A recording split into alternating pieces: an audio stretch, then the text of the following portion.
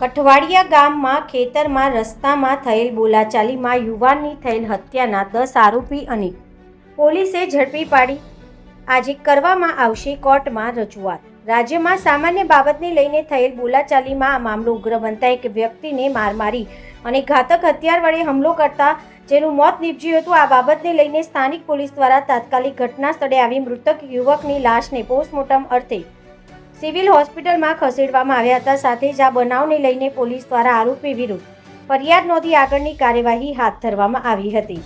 પ્રાપ્ત માહિતી મુજબ સાબરકાંઠા જિલ્લાના હિંમતનગર તાલુકામાં આવેલા કઠવાડિયા ગામમાં ખેતરમાં રસ્તા બાબતને લઈ ગામમાં ધર્મેન્દ્રસિંહ ઝાલા નામના યુવકે બોલાચાલી ઉગ્ર સ્વરૂપ ધારણ કરતા ધર્મેન્દ્રસિંહ નામના વ્યક્તિને લાકડી વડે માર મારી સાથે જ ઘાતક હથિયાર ચપ્પા વડે હુમલો કરતા પેટના ભાગે વાગતા એમનું મોત નીપજ્યું હતું। પોલીસ દ્વારા આ મૃતક યુવકની લાશને પીએમ અર્થે સિવિલ હોસ્પિટલ હિંમતનગર ખાતે મોકલવામાં આવી હતી અને આ બનાવ સંદર્ભે ફરિયાદ નોંધાવીને તપાસ હાથ ધરવામાં આવી હતી।